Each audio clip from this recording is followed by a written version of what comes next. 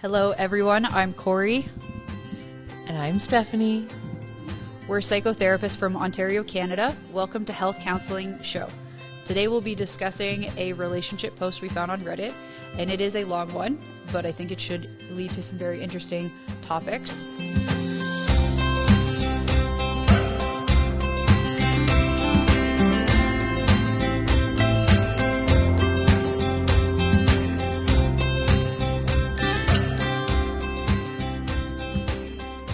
Disclaimer, the content discussed on this show is for educational purposes and is not a substitute for care from a registered health professional. Please keep in mind that while we are psychotherapists, our conversations on the show are not meant to suggest best practices. The podcast is about discussing important topics that affect the lives of everyday people, not to provide advice. If you do need assistance, contact a mental health professional or other health professional. All right, so let's get into it. This is a long one, so buckle up.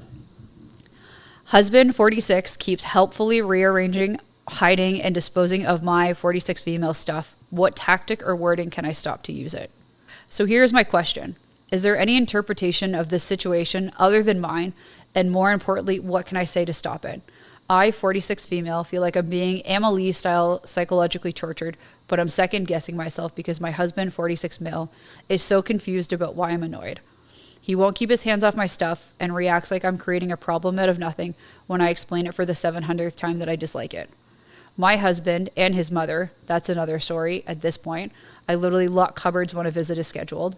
Just don't have any respect for any other people's possessions.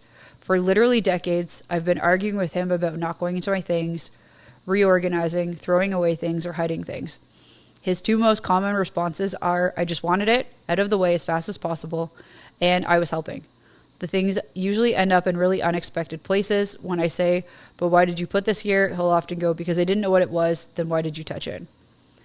A couple of weeks ago, I found an important letter from a health insurance under a cat bed upstairs. And today I found my winter boots, which I'd been searching for to pack away into their box upstairs, halfway down the dank, cobwebby cellar stairs, instead of on the mud tray on my side of the downstairs closet. I could not count the number of times I've sat down in a calm voice and explained there is no reason for him to go into my possessions, home office, side of the closet, etc. I have literally said over and over, explain how doing something that someone hates, that you know they hate, is helping them.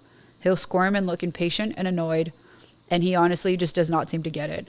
It's a classic sort of, I can't explain my motivation to you when you're being emotional. To him, it seems a person just not liking their possessions touched is irrational, emotional in itself. I've gotten to the point where I just beg him to humor me in my mental illness and leave my stuff alone. Sometimes he gets mad and says, fine, I'll never help you again, but that doesn't last long. The poster then posts another example. I constantly fight the urge to start to do the same, but I don't want to become different, nastier, just to prove a point, and I honestly wonder if he's even noticed the things moving around and disappearing. He seems to have such a different perception on inanimate objects, how they behave and how they move than I do. Like he expects them just to be walking around by themselves at night or something.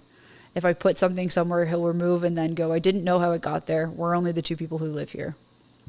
So back to my question.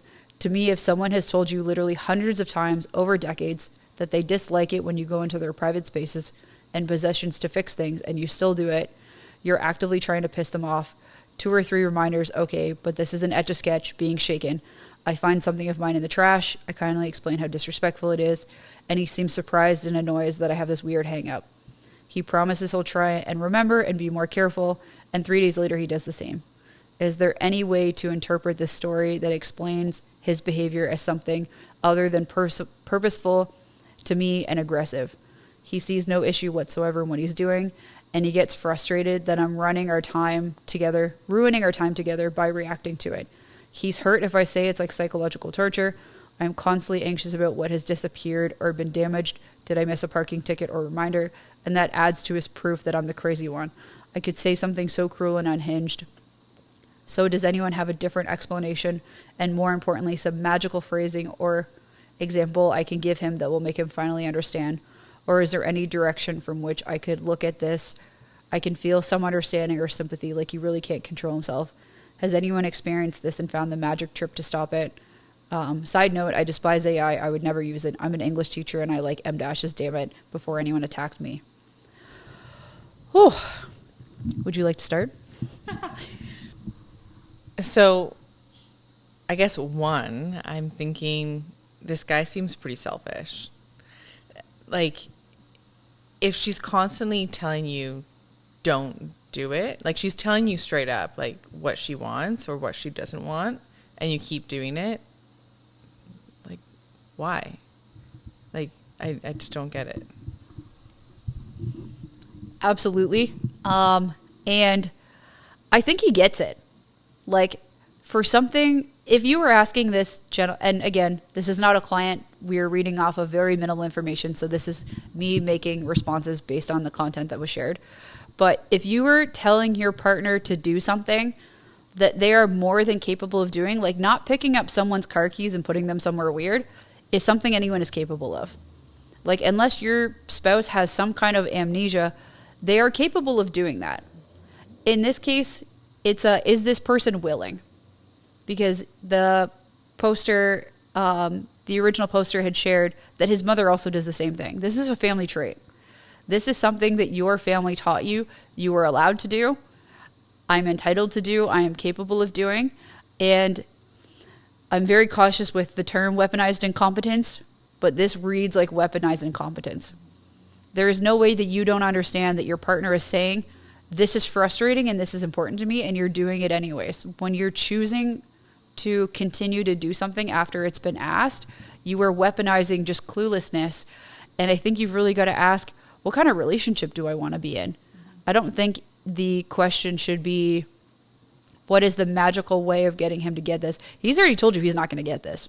He has told you for months, years, decades, he is not going to get this. I think the more important question is, what can you do for you? And what is coming up that you're continuing to engage in a relationship where someone has very clearly said your needs are not important. Mm-hmm. My need to move this thing out of the way, or my need to get this thing out of the space that I don't think it needs to be in, is more important than your need to know where this is when you come back to it. Mm-hmm. And I think asking yourself, where is that coming from? Why am I in a relationship with someone who is disrespecting and going against my needs on a pretty regular basis coming up for me? Like, what about this relation? Is there something good in this relationship? Is there enough good in this relationship that this one habit he has outweighs the good? And if that's the case, then how do you start to work on focusing on the habits that you can control? Because there's no magical phrasing. This person has told you, I'm not going to listen to you. No matter who says it, how they say it, and how many times you say it, this person has told you that they're not going to get this. And sometimes we have this idea, if we say it the right way and the right tone at the right time and the right phrasing, that they're going to get it. Weaponized incompetence is someone saying, I'm not going to get it. I am choosing, willing, capable, and able not to get this, and I am going to not make your life any easier because I don't want to, because I don't care, because it doesn't make sense to me. Whatever his motivation is, he has decided I get to move anything and everything I want whenever I want. So you got to ask yourself, girl, what is in your control and what kind of relationship do you want? Because you can accept this habit, but he is very clearly not going to stop from everything that you've posted. So then my question is, does she have to then alter, if she wants to stay with him, does she have to alter how she, I guess, goes about the relationship with her things? Does she have to come up with a new system or a routine, like with mail? Like, if she gets the mail, like, does she have to then hide it from him? Short answer, yes. Long answer, it sucks that it's yes. Mm-hmm. Because in situations like this, it is very much, if you want to stay in this relationship, it is not trying to get him to get it. This is not a complicated task. Not touching my mail, not touching my car keys. I'm not asking for quantum mechanics and quantum physics here. The dude knows how not to pick up keys. So if you want to stay in that relationship, it is, unfortunately, how do you control your environment? So the poster had originally mentioned like locking cupboards when mother-in-law comes over. That's something in your control. You can't control your mother-in-law is going to go through your cupboards, but you can control that she can't open them. So unfortunately, to be in this relationship and stay in this relationship is really going to be controlling like all of your environment. Like every time you get the mail, it needs to go somewhere under lock and key. Every time you put your shoes away, it's got to be somewhere that he can't get to or he doesn't know about. Like, and honestly, if he's doing it with that many things in that many ways, like finding a letter under a cat bed doesn't even make sense to me. Like that is the I don't like to throw around weaponized incompetence, but that's the definition. Like that doesn't even make sense. That's wild. Like that's just insane behavior. Like I'm almost like, is this person trying to make your life harder? Because that feels like that person's trying to make your life harder. Nothing belongs under a cat bed. So like if that person deliberately put an important letter there, like this almost feels like a little bit psychologically abusive and like controlling if you want to take it that far. And I think you've got to ask yourself, do I really want to live in a world that I have to keep all of my belongings and my sanity under lock and key from this person? Okay, to play devil's advocate for a second. Now, like you mentioned and like she mentioned, his mother's the same way. So like, did he grow up in an environment where everything had to be like super neat and tidy? And growing up, like, did he just try and like move things anywhere so that there was like nothing on a surface so that he could keep his mom happy? Very possible. And I think that person is still responsible for that. So anytime I talk about relationships, life, people, I always say your feeling is valid, your reaction is optional. Right. So even if that is the case, even if there's a unconscious pattern that this person can't leave clutter out because of their childhood trauma, you got to take responsibility for that, my friend. If you want to be in a relationship, you cannot use your trauma to cope with someone else's environment. So like that dude's either got to go to therapy, this couple has to go to couples therapy. They've got to unpack what is getting in the way of you listening to your partner's needs. Because right now, maybe your feeling is valid. Maybe that's a trait where you have so much anxiety about stuff everywhere and you just don't have like the language to kind of communicate that. So there's these half committed remarks of, I don't know, I didn't know what it was. I don't know how to explain this to you. It was in the way. I just needed it out of the way. Like if that's what's going on and there's a good reason for it, we need to figure out what that good reason is, because your valid reason is leading to an invalid reaction that is then affecting someone else. There's one thing to say like, oh, my parents never let me have my favorite snack after school, so now I'm really territorial about my favorite snack, and that's not hurting anyone. That's cool. You do your thing. You have your quirks. You follow your habits. The minute your reaction is negatively affecting someone else, that's where you need to take responsibility for it if you want to stay in that relationship. A lot of people are going to reach a breaking point one day of, I don't want to be here anymore because I have no voice, I have no needs, I have no autonomy, I have no boundaries, I have no space. And from this post, it sounds like she's very much potentially getting to that breaking point. She's developed anxiety. So even if it's valid, the reaction isn't valid in that home and you're actually causing more harm to someone else. Yeah, because I can kind of see how, I mean, she's reaching out to strangers at this point where it seems as though it's an issue that, like, shouldn't be an issue. Like, him moving things around, okay, like, is that a big enough issue for her to want to get out of this relationship? But it is, like, because that's every day. Like, that's everyday stuff. Like, that's my environment. That's my home. I shouldn't have to feel anxious coming home and not knowing where things are.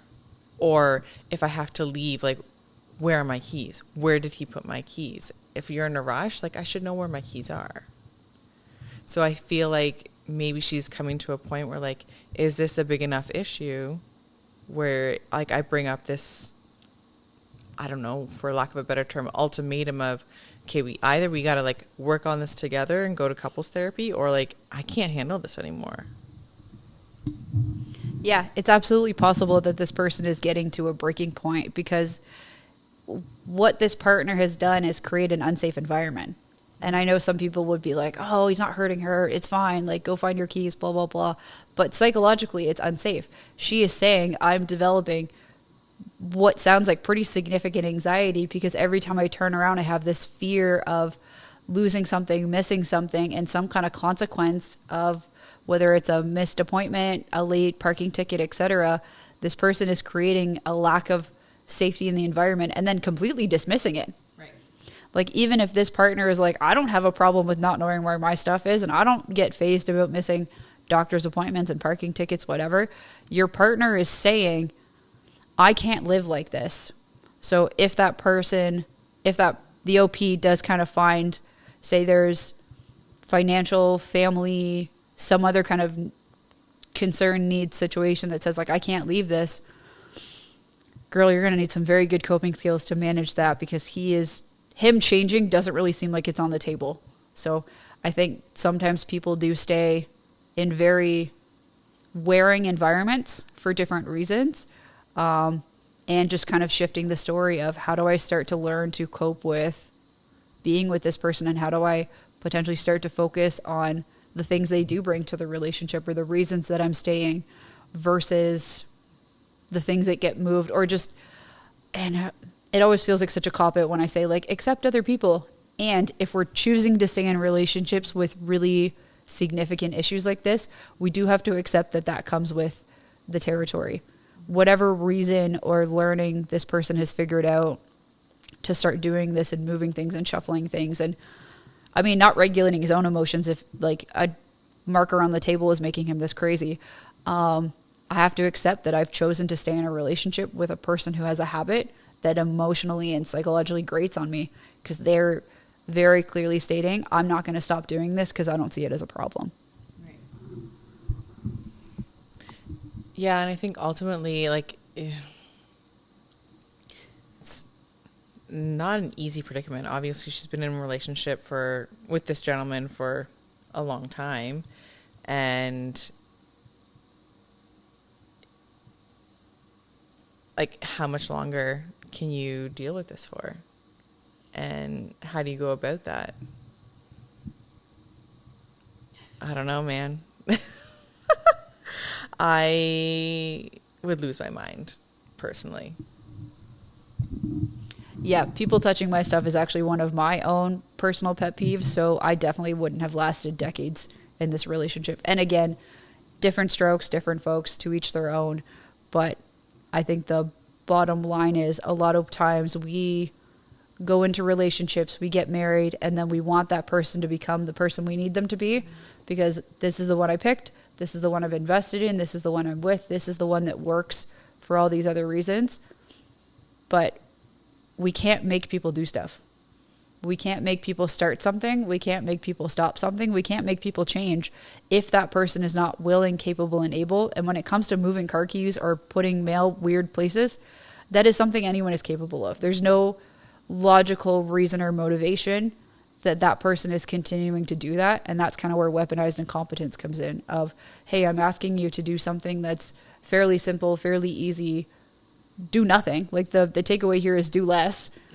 And you can't do that. So where do you want to go from here? What's the goal? If that doesn't change, what are you left with?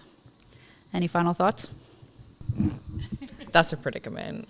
Like, it's not an easy one, because I think people wouldn't look at that and think much of it. But it is a huge one. That's your environment. So, all right. Well, thank you for tuning in. We hope you enjoyed today's show. To check out the show notes, visit healthcounseling.ca.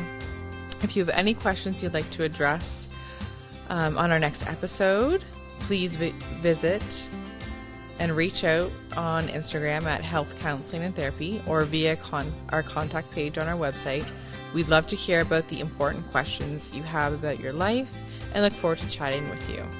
If you're looking for a therapist, please feel free to visit healthcounseling.ca to check out our therapist profiles. The directory Psychology Today is also a great resource for finding a therapist. Thank you again for listening, and until next time, take care.